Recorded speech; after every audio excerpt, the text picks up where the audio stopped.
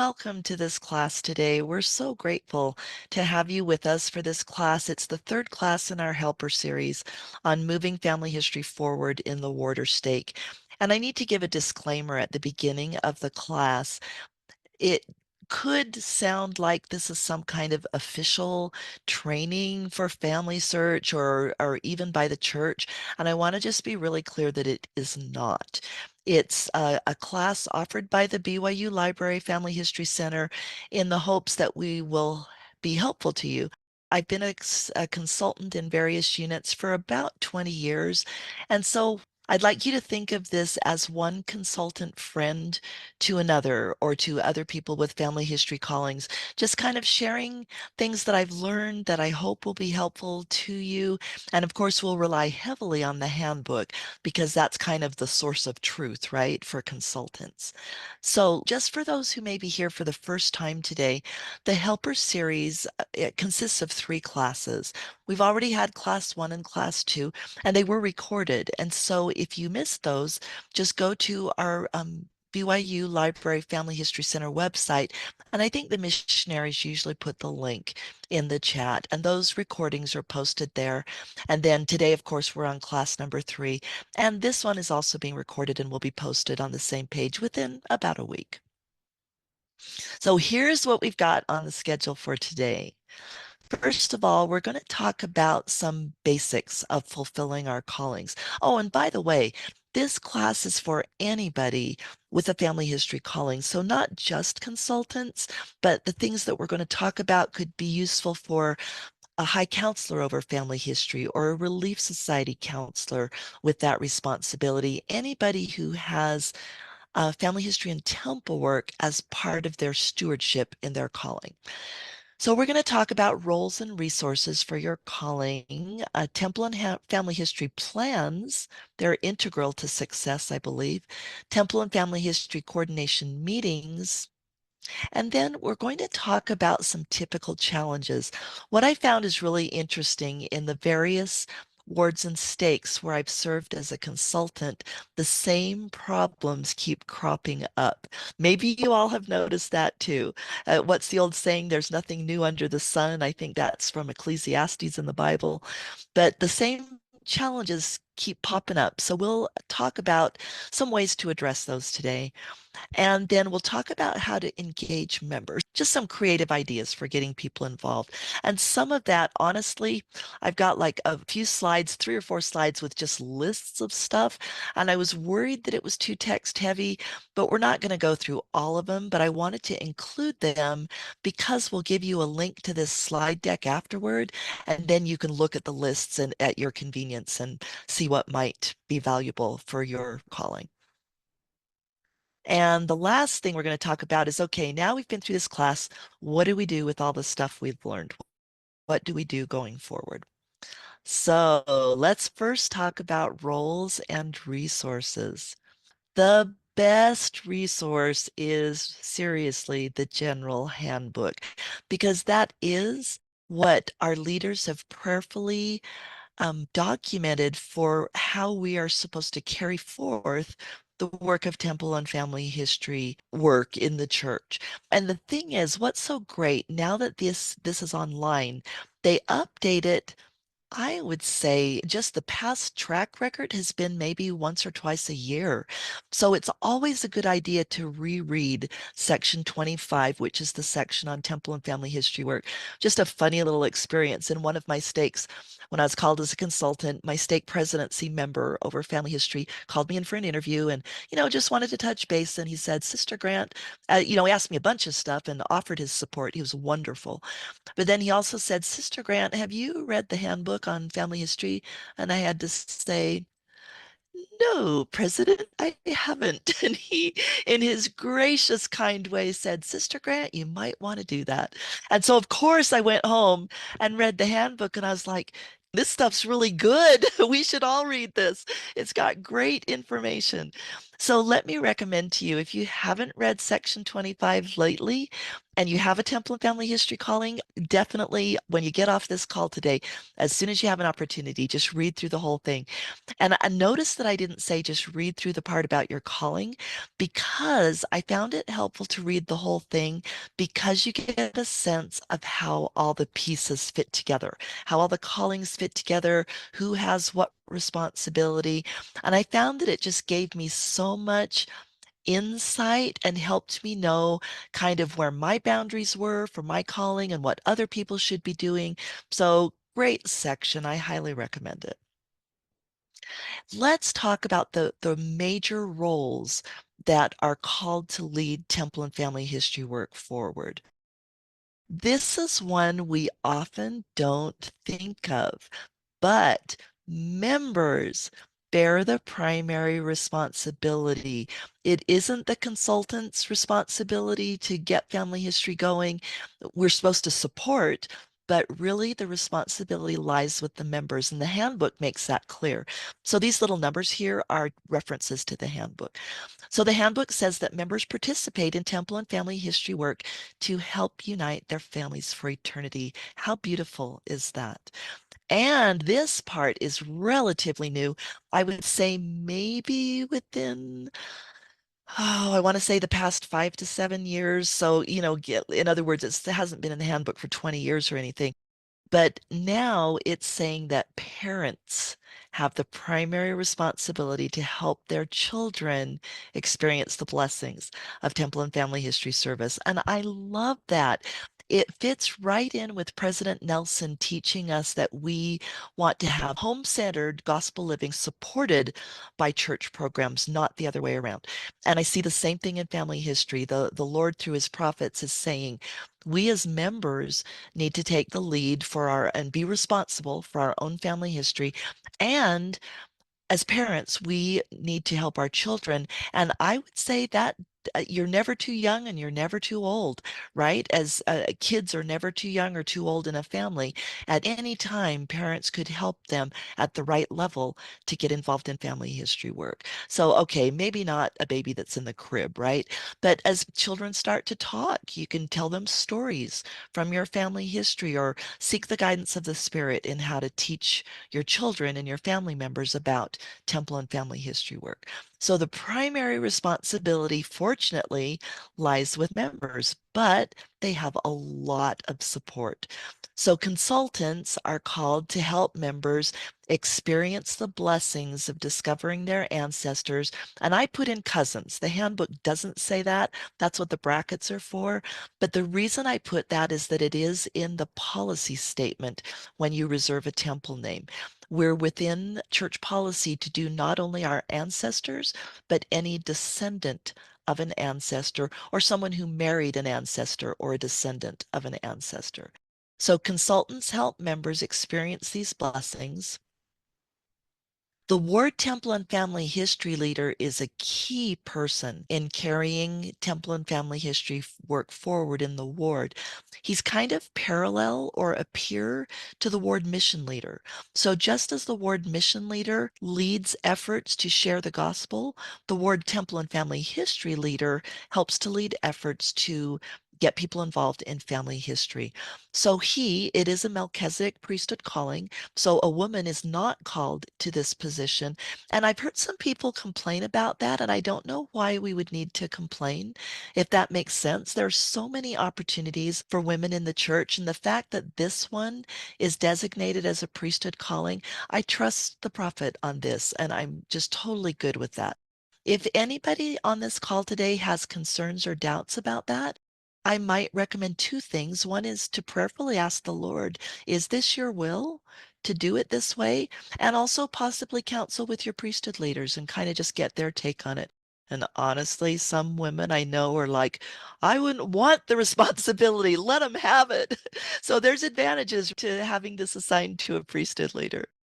But his role is to support Relief Society and Elders Quorum presidencies to coordinate the Temple and Family History efforts in the ward with the ward leaders. He helps develop and implement the plan that we're going to be talking about, leads the meetings, and instructs consultants. So he really does have a key role to help move temple and family history work forward.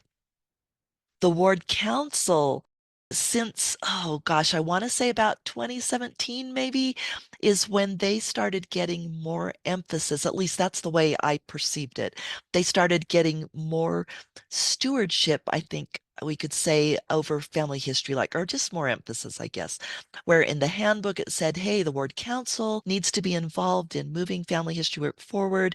They should work with the Elders Quorum and Relief Society leaders and the Ward Temple and Family History leader on the plan, and they should regularly discuss and support temple and family history efforts. And then finally, this is actually a change. For those of you who remember, well, again, remember the old days, quote unquote, when we had high priest group leaders, and the high priest group leader was in charge of temple and family history work.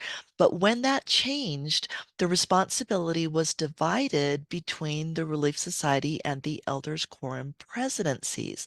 And the handbook says that they lead the day-to-day efforts of temple and family history in the ward. And of course, they work with the ward council under the coordination of the bishop, and they would also, as we saw up here, work closely with the ward temple and family history leader. But I love this, how the responsibility is being spread out. I believe it's divinely inspired. That's my feeling and witness and testimony, that this organization is so great in helping many more people get involved, instead of just the old scenario where we had high priest group leader, and he may or may not have really understood how much he was supposed to do. Mainly the consultants were always nagging people or teaching classes or whatever. We've changed from that model, and I love it. I think it's a fantastic change to move the work forward. A little known resource is the Temple and Family History calling pages. In my service, I've discovered that very few people seem to know about these, and I didn't know about them for the longest time. So they're in the Gospel Library. You kind of have to navigate down. Here's the path. So you start with the library, go to handbooks and callings. Then if you're at the stake level, go to stake, but this screenshot shows Warder Branch. And then within that, you'll see a tile for Temple and Family History. And you just want to tap on that or click on that, whether you're mobile or laptop. And then you've got these wonderful resources. I would recommend checking out all of them. They're fantastic. This link is live right here. So when you get the slide deck, if you don't remember or don't want to navigate, you can click on this link to go. But again, I think, yeah, it goes to Warden Branch. So if you have a stake calling, you'd want to navigate to it. So let's move on to the next section. Let's talk about how to develop a temple and family history plan for your ward or stake that really works. So according to the handbook, the purpose of the plan is to help board members or stake members by extension, including children and youth, participate in family history work and prepare to worship in the temple as often as circumstances allow. Now, a plan can sound intimidating to people. And if there was one thing that I wish I could share today and that I wish we would all take away from this, and that I hope would help people feel less intimidated, is that plans do not have to be long and complex. The most effective plans are brief, simple, and specific enough that they are actionable. And I love this quote by Elder Bednar, given in the 2019 Temple and Family History Leadership Training. It was worldwide training done in connection with Roots Tech, actually.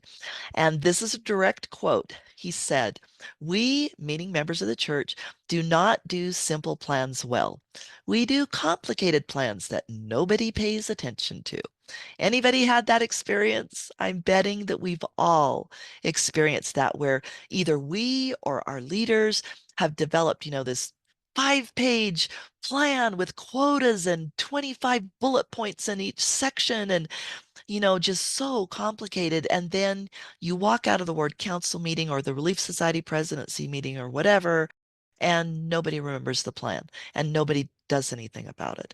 It's way better to have a simple plan that you act on than a long, complicated plan that gets lost. Other considerations about plans. According to the handbook, the plan should not include quotas for temple attendance. That's between people and the Lord. If the warder stake has a vision or mission statement, align the temple and family history plan with it. Now, this is just me talking here, but in my mind, it makes sense. So just as an example, like you won't find this in the handbook, so I wanted to be clear about that. But in my last stake in Draper, our amazing, beloved stake presidency wanted our stake to become a Zion stake. So the vision statement they had for our stake focused on coming unto Christ and building Zion. Well, when we at the stake level developed our stake plan, we totally wanted to support our stake presidency. And so we aligned our plan with those efforts to come unto Christ and build Zion. So if your warder stake has any kind of a vision or mission statement, consider aligning your plan with it. And I think it's a good way of being unified.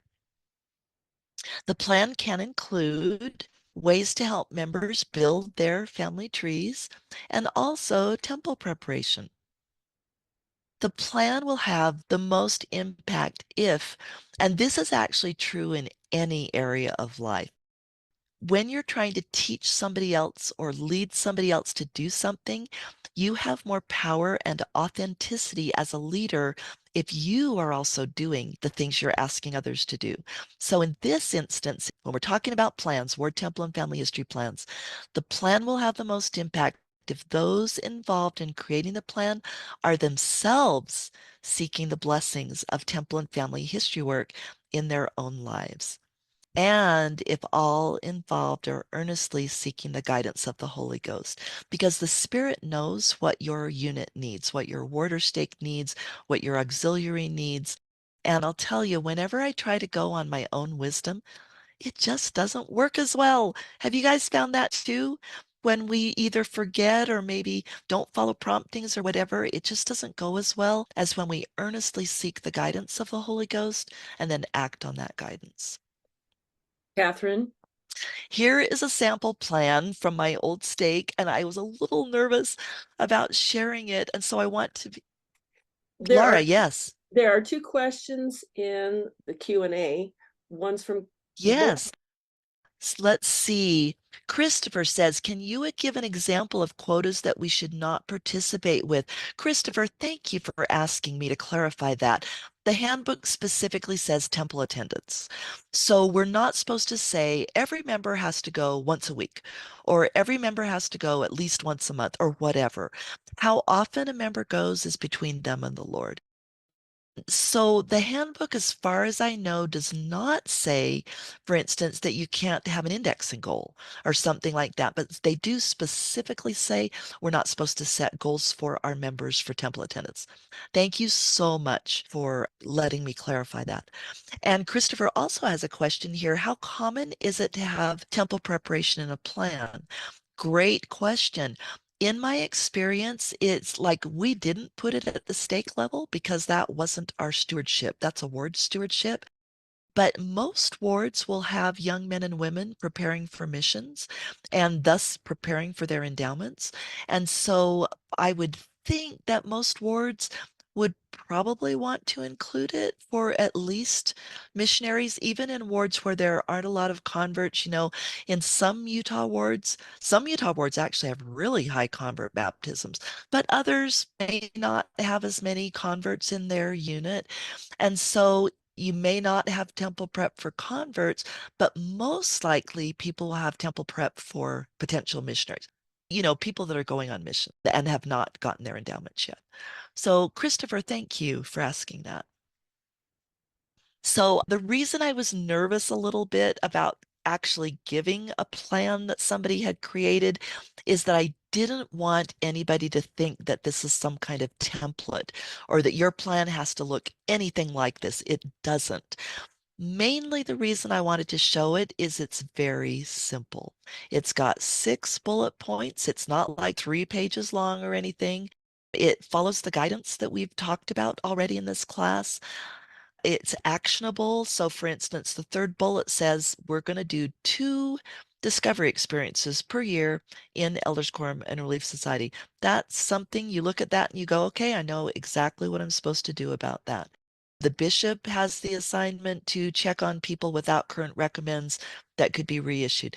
I just think this plan is powerful because it hits on important things that the people felt inspired to include for their particular unit, and it's simple and it's specific and actionable. Okay, let's talk about Temple and Family History coordination meeting. The purpose of these meetings, according to the handbook, is to coordinate the efforts to implement the ward plan. So if you don't have a ward plan, it's kind of hard to run a meeting about it, right? So the plan really has to be in place first before the coordination efforts can be effective. But once you've got a plan, what I've noticed people will do is if they've never had a plan before, they'll develop one, and they'll use it for like a year. And this is not in the handbook to my memory. Like it doesn't say you have to do a new one every year, you have to, nothing like that. But just what I've noticed is that a new year tends to be a good time to look at your plan and see if it needs updating. So once you've got the plan, then it tends to be pretty simple to say, oh, hey, it's January or June or whatever. Let's look at the plan, see what worked well last year, see what we might need to change this year. And that way you are kind of doing maintenance on it. You're making any changes needed, keeping the good, adding good, getting rid of the things that maybe didn't work quite so well. And then also in coordination meetings, you plan to help specific members of the ward with their temple and family history work. And we're going to be talking more about finding those people later on in the class. So, about meetings, they should be held regularly, although the handbook does not specify a frequency. So, that would be up to the leaders. I think the Ward Temple and Family History leader would probably have a good sense of that, but I would imagine also that he would want to get feedback from the people who participate in the meeting.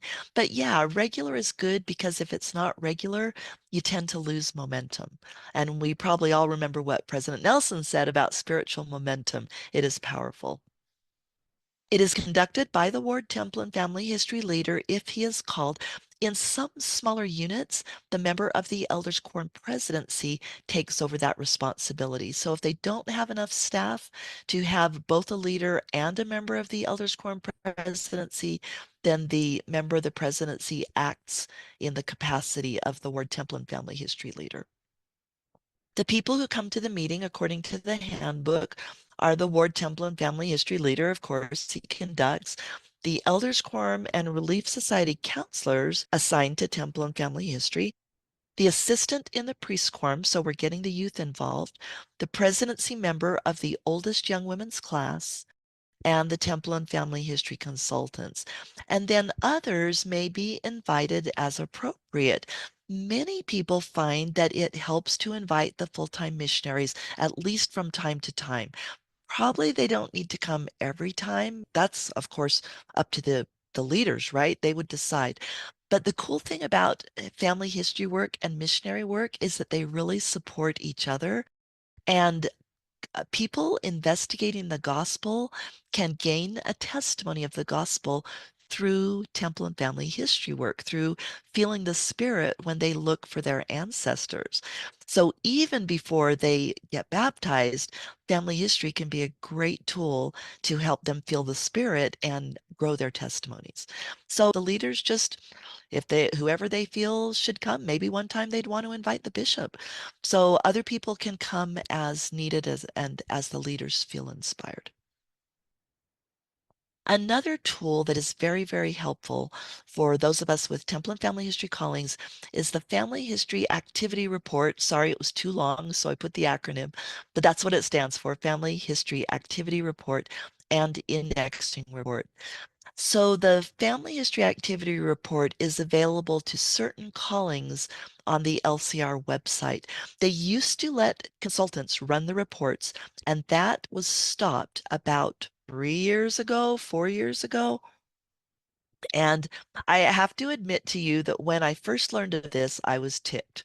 I'm like, what are they doing? Why are they not letting me as a consultant run this report? Because I always did.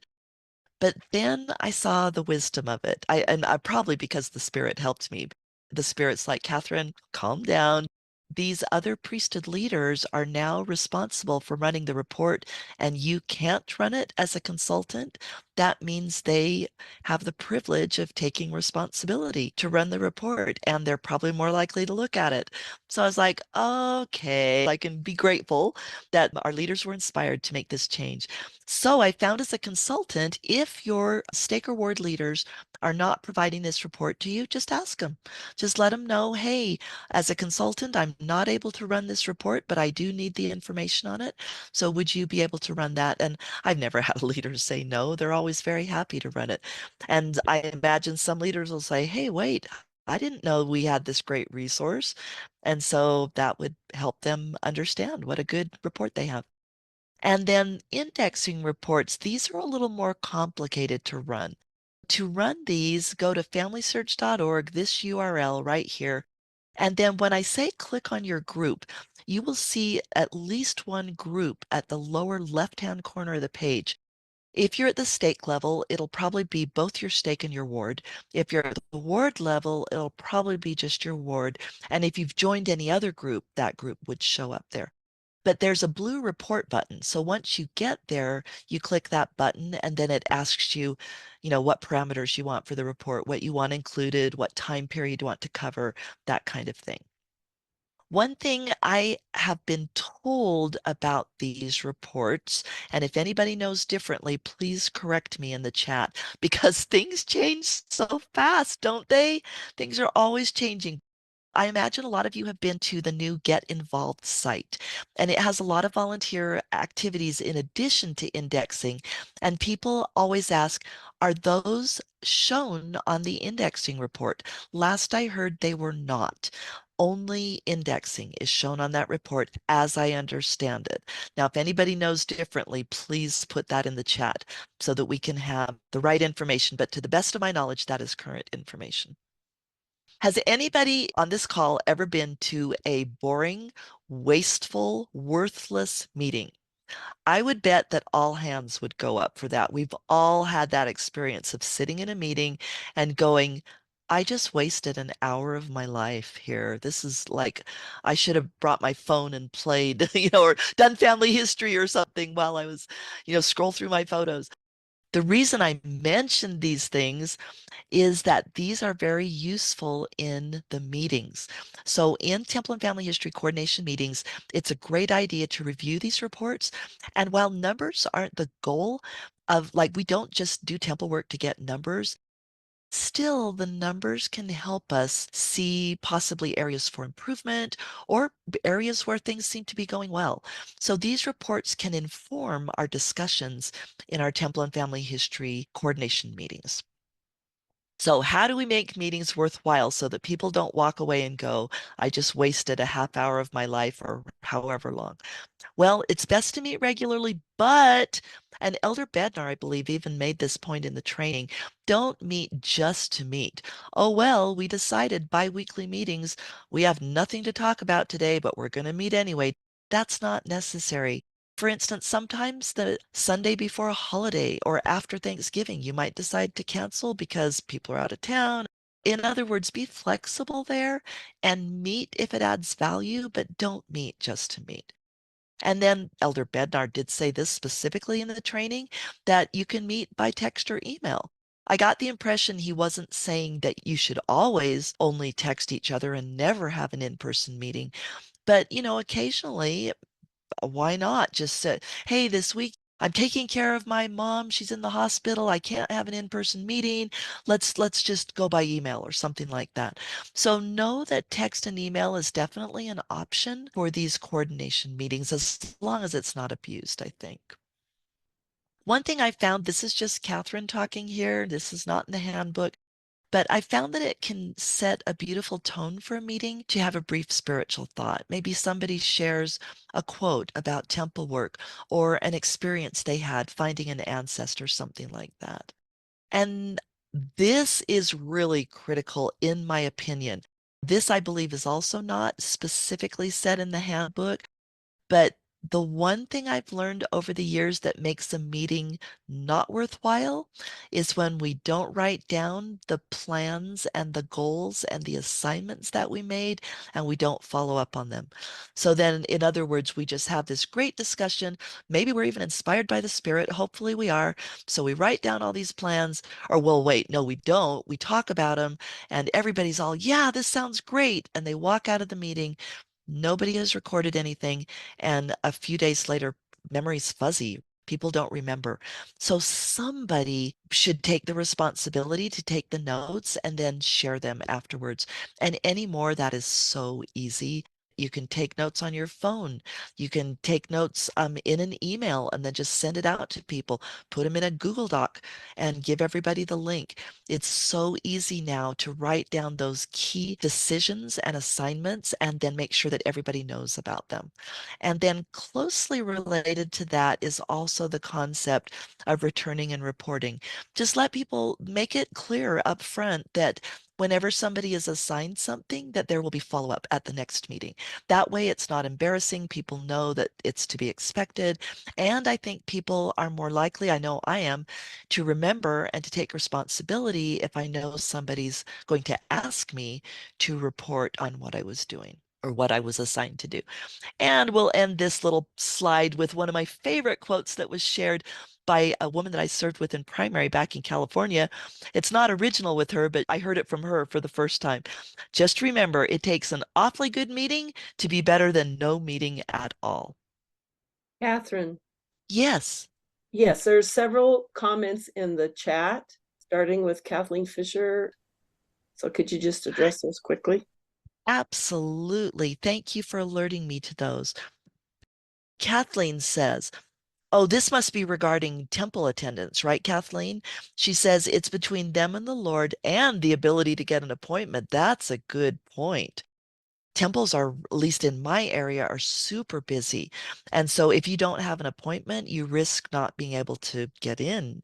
And so she said for one of hers, she had to wait for 3 months to get an appointment. So yeah, that would be another unfair thing if we say, oh, every member, you got to go once a week. Well, what if you can't? So yeah, she says it's between them and the Lord, and I wholeheartedly agree. Let's see, Angela. Oh, Angela makes the good comment that you don't have to be going on a mission to go to the temple. And that's absolutely true. Angela, I apologize. I didn't mean to imply that.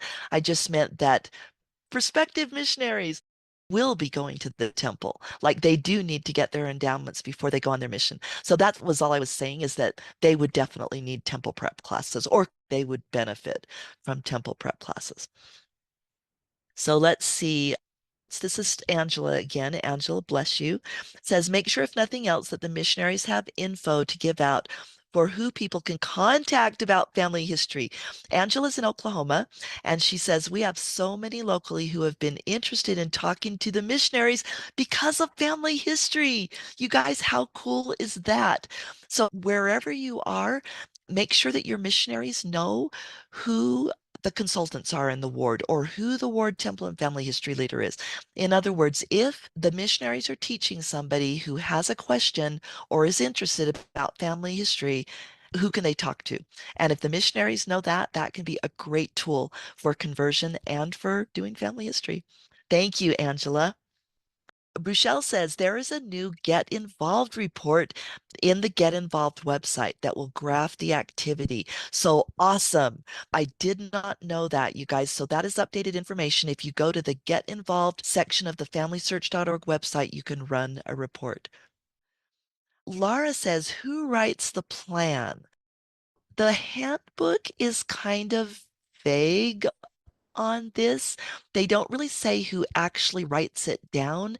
They just say that it's developed by the ward council and the ward temple and family history leader. And technically, he's not part of the ward council. At least he wasn't last time I checked the handbook, but he can be invited to come to ward council. And so I would. This is just me talking here. This is Kathryn's thoughts that I would think a good way to do that would be if the bishop perhaps set aside one board council meeting and invited the temple and family history leader, and everybody counseled together and sought revelation about the plan. The ward leader could write it down. I think it would probably make sense for him to do so and then give a copy to everybody and have them review it, give feedback. Sometimes when you read it in writing, you think of things that you might not have thought of during a discussion. And then finally, when the final draft of the plan is ready, whoever recorded it would give it to the bishop and he would approve it. So thank you for that great question, Laura. Melora asks this very good question. What about meeting for Temple and Family History by Zoom? Honestly, in my stake, we're doing that a lot because two of us are caring for elderly invalid parents. And it's very, very difficult. We either have to get someone to come in while we're gone or whatever. We try to meet in person at least once in a while because I think there's value meeting face to face. But sometimes the choice is Zoom meeting or no meeting at all. And so, yeah, my understanding is that Zoom is entirely appropriate and sometimes may even be necessary. So thank you very much for asking that question. Let's talk about some of the typical challenges that tend to show up in ward after ward that I've been in. This one seems to be the biggest one, resentment. I've noticed resentment towards two groups of people on the part of those with Temple and Family History callings. Most often, sadly, consultants. I'll say it because I'm a consultant, but I've noticed consultants seem to get the most worked up about this. The first people they resent are the leaders, who they perceive as not being supportive. The other group they resent are members I've heard this, I can't tell you how many times I've heard this. No one, quote unquote, in my unit wants to do family history. Well, that's kind of an extreme statement, right? Is it true? Probably not. There's probably at least one person that wants to do it. But back to the topic of resentment. Have you ever had someone resent you? How does it feel? Feels pretty lousy, doesn't it? And you can tell, can't you? You can feel that negative energy. Resentment tends to call forth resistance and more resentment on the part of the other people. If you're feeling resentful, and let me say this, you may have good reason to feel resentful. Your leaders may not be supportive. I've had once in a while a leader, I have to say most of them have been super supportive, but once in a while I have had leaders that were less supportive than I might have hoped. And sometimes it's like pulling teeth to get people involved in family history. This is my point. Resentment doesn't help. If you're feeling trapped in resentment, there's a few things you can do. One thing is pray to the Lord to change our hearts. I don't want to sound blaming there because all of us struggle with resentment at one time or another, I'm pretty sure. I don't think I've ever known a person that lived their life entirely free of any kind of resentment. Jesus was probably the only one. But we can pray to the Lord to help us have a change of heart and be filled with love for those that we are serving and to forgive them and to let them be who they are and not resent them for it. That ironically puts us in the most powerful position to influence them. Here is something else that just touched my heart as well. Elder John Groberg served as a temple president in Idaho. And he wrote a book about his experiences, and I'll share the reference on the bottom of the screen when I'm done with the quote. This particular experience that I want to share with you was not, how it sort of was resentment, but it had some guilt in there too. Basically, what happened was when he was temple president, there was a temple worker who was just getting kind of frustrated because his sessions that he officiated in were pretty empty. In other words, people weren't coming to his session. And he got so bugged by it that he finally came in to talk to President Groberg. And he said, President, what am I doing wrong? So he had the whole guilt thing. Probably, I'm pretty sure there was some resentment there for people for not coming. And he just said, what am I doing wrong? My sessions are empty. People aren't coming. And President Groberg could tell that, he was having a hard time with this. And so President Groberg sought for inspiration because he wanted to give good counsel to this temple worker who really wanted to do a good job and was just frustrated with how things are going. This is the counsel that he felt inspired to give this good brother. He said, "The Lord wants you to know that He loves you and that He's pleased with your efforts, and that you should not feel guilty for the small attendance, but rather be grateful for those who do come." So, gratitude is a wonderful antidote to resentment. And just as a postscript to this, later on, President Groberg talked to this brother, and he had had a change of heart. No more complaints, no more getting frustrated. Instead, he said to President Groberg, "We had a wonderful session today. Those who came felt the spirit, and it was beautiful." And his attitude change made all the difference. That doesn't mean that suddenly the sessions were filled with people, but it has to be good that he did not feel troubled by resentment anymore. And my guess is that the patrons might have been able to tell as well. Like, oh, what have you ever been around someone and you say, what a beautiful spirit they have? And I'll bet you they could feel his beautiful spirit when he switched from resentful to grateful. Another solution maybe should have been obvious, but implement the ward and stake plan. So if you don't feel like you're getting traction and you're resentful because the leaders aren't chipping in and nobody in the ward wants to do their part, focus on the plan, get the plan going in the ward, and prayerfully take initiative to engage members. And the third solution, this is one that I found useful.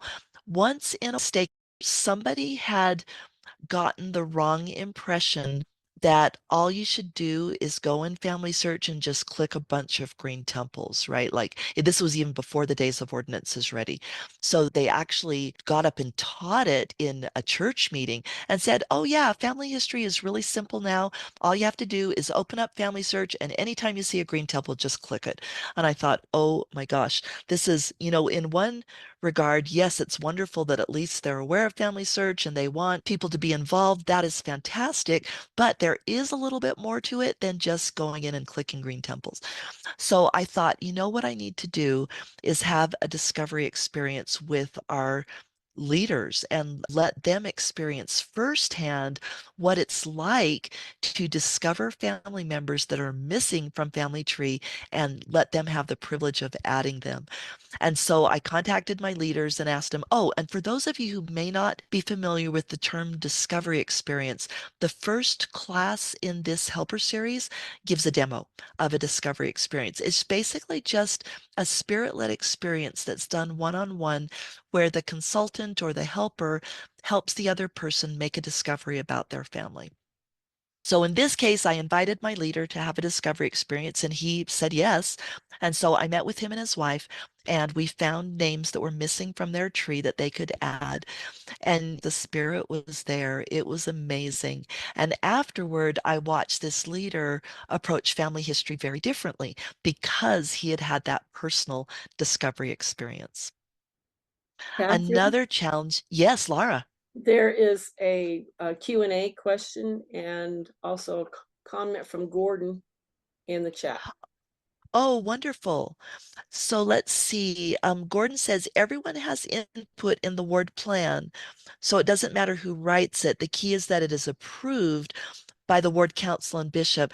Gordon, I might be wrong on this, but I thought in the handbook it says the ward council carries responsibility for developing the plan with the other leaders. So I think it's leadership that develops it, not necessarily everybody in the ward.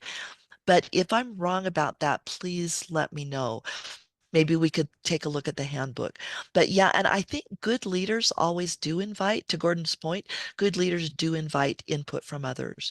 And so, like, I would think a ward member, if they wanted to give input, they should feel free to give it to a consultant or to the ward temple and family history leader, or maybe even the bishop, just say, hey, I had this thought or this idea, or this is what we did in our old ward. So, Gordon, thank you very much for that. Kathryn, And then, Kathryn, and yes. our stake, we do exactly what Gordon has said, is that the Temple Family History Committee, the group in our ward, they're the ones that Mhm. come up with a plan, and then they take it to the bishop for approval.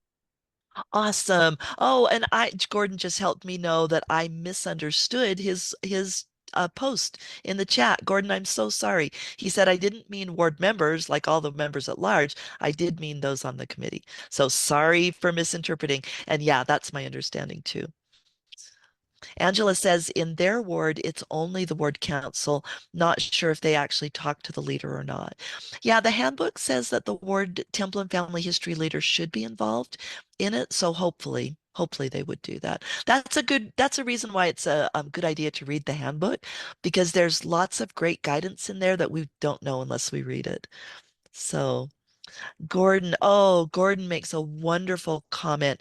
Resentment comes from making people feel bad about their efforts. Good point. He says, I use the lead a horse to water, but can't make him drink. Thoughts to help not feel resentment. That's a great insight. Okay, I see another thing in the Q&A where Anonymous says, is it possible or acceptable to hold temple and family history classes on Sunday during the second hour? That is a great question. And when we went to the 2 hour block, I can actually give you a copy of this letter if you need it, because I saved it. But as a consultant at that time, when we switched to the 2 hour block, church leadership sent out a memo saying specifically that temple and family history classes, including temple prep, are not to be held during the second hour. It's just too hard because well, okay, this is why I think they did it. They didn't say this in the letter, they just said, don't do it. But we're already alternating between Priesthood Relief Society and Sunday school. Like when I taught Sunday school, I felt like I never saw my kids. It was just hard to bond with them because I saw them maybe every other week, or if we had state conference or whatever, I could go a month without seeing them. And so we're already so divided, our attention and our focus is so divided in the second hour that if we threw in temple and family history classes, that would dilute it even more. So yeah, we've been specifically asked not to do that during the second hour, but we can have them at any other time. So, like Relief Society midweek meeting, or a Saturday morning activity, or a Sunday night fireside, or something like that. So, there's plenty of other opportunities, but yeah, we've been asked specifically not to teach those classes during the second hour. So, thank you very much for asking that question.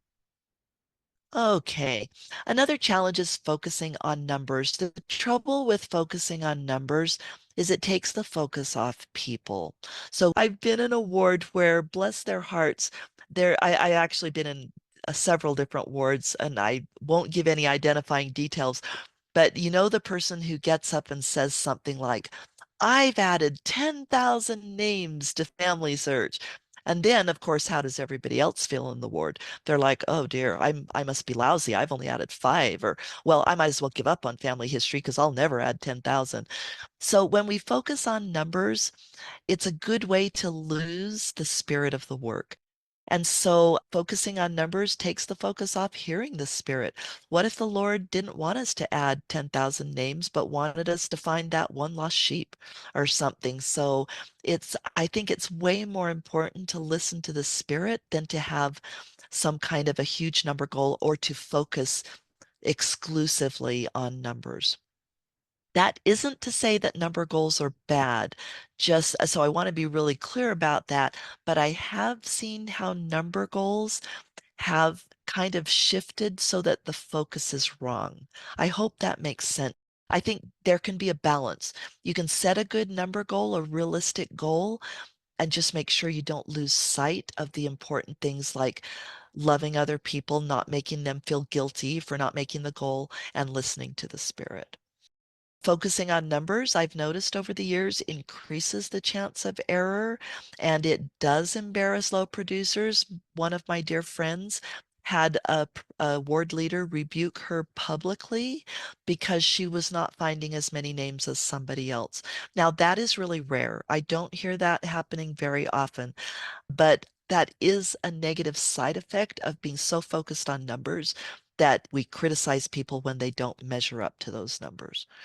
And focusing on numbers doesn't tend to lead to long-term engagement because once your number goal is met, you're done. you check out. So those are the challenges of focusing on numbers. The solution is really to teach correct principles. Encourage people to set a prayerful, doable goal. Maybe it's a number, maybe it's not. Maybe it's find my great grandmother or something like that. Learn and become competent so that you don't just rely on numbers. Get to know the family on both sides of the veil and follow the Savior's example of one by one. Remember that those people we're doing temple work are real people. Focus makes all the difference. What's interesting is that when we focus on discerning the Lord's will and following the Spirit, the numbers often improve automatically. They tend to take care of themselves. Okay, challenge, difficulty finding people to help. Here are some ideas. How about if the consultants start with everybody in the ward council? Do a discovery experience with everybody in the ward council. How about children turning 12 during the year who are going to the temple for the first time? How about doing a discovery experience in Relief Society and Elders Quorum? I've had wonderful success with this where I ask a ward member to do it with me. They bring their laptop. We sit at a table facing the congregation. We've done it in Relief Society and Elders Quorum and on a fifth Sunday. And so then I just guide them through making the discovery and we broadcast their laptop on the big screen TV so everybody can see it. Those experiences tend to be very engaging. And then afterward, we send around a sign up sheet asking if anybody would like to have a similar experience with a consultant. Another thing is reach out to new converts, people the missionaries are teaching, like Angela said. So those are just a few ideas for finding people to help. Also, learning how to help remotely is a big plus because sometimes people are able to meet with you remotely when they couldn't meet in person. So learn to use Zoom or another online meeting app like Google Meet. If you're not comfortable with it, practice with someone. Excuse me, that's a low risk activity. And then do an online discovery experience, perhaps with support with another consultant there for you. Another challenge is getting started in your calling. Let's see. Oh, Angela said, I just noticed in the chat, she says, new members getting ready to go to the temple is another great opportunity to help somebody with family history. So thank you for saying that. I need to add that to that slide. How about getting started in your calling? You may know what to do, but not necessarily how. And I've noticed sometimes there is conflicting advice, either because people just don't know or they've been told the wrong thing or their information is out of date, like mine was earlier today when I didn't know about the Get Involved reports. So, what are the solutions to that if you don't know where to start? Read section 25 of the handbook, go to the Temple and Family History Callings page, and then prayerfully make plans to apply what you learn. Prayerfully determine where to focus on your own family history and set a personal goal for regular involvement. And then finally, develop your competence. Meet with a consultant if it would help, take classes, go to sites like the Family History Guide, which has wonderful training resources. Final tip is don't fire hose people when you're helping them get involved. Go line up online and help them at the level that is right for them. But also, sometimes I've seen people do the opposite. They're so afraid of pressuring people that they just won't talk to anybody or won't do much of anything at all. So, kind of try to find a balance there. And then I'm not going to go through all these slides because we're out of time, but just know that here are some ideas on communication and training. Here are ideas for activities with links, activities for youth. Another wonderful activity for youth. There's actually a video, a Roots Tech video about this. And here are some resources such as the Family Search Community, the Family Search Activity section. These are all links that you can click to go to these places. I do need to say this one last thing. I had the privilege of reviewing this a document with somebody in the temple and family priesthood department. He actually requested a review when he found out that I was teaching this class several years ago, because this is a repeating class. And he gave me some really great feedback. And one of the feedback things he gave me was this. He said, you need to caution people to be very careful when considering suggestions that are given online, such as in a Facebook group or on an Instagram account or something like that. For one thing, he said they may be offering ideas for a situation that is different than yours. And unfortunately, there's no real control over social media, right? So there may be some suggestions made that are contrary to church policy or just even best practices. So the bottom line, the message he asked me to convey was to please prayerfully consider the ideas you find online to be sure they're appropriate and that they'll meet the needs of your particular location. Moving forward, seek the Lord's guidance. That is my advice to all of us. When we're still before the Lord, He can prompt us. And I'm going to skip this slide as well. Sorry. That's why it's good that you'll have the slide deck. You can read that wonderful quote by Elder Bednar. So, this is my closing invitation. Use your calling as a way to be still before the Lord and to hear Him and to learn and do His will in your calling.